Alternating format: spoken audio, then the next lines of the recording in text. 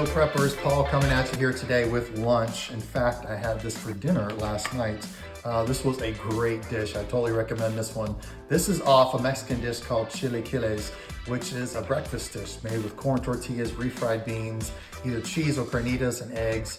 But this is layered with a sweet potato on the bottom instead of corn. So just cut it in thin slices. Cook it in the pan, add your salsa, add your chicken carnita. I put fajita chicken on here. You can do pork carnitas as well. Then a layer of cheese, some avocado mash, and then a bunch of different toppings. I've got red onion, cilantro, green onion, radishes, pumpkin seeds in there. Put anything you like on top. And then just get everything warm and then make it.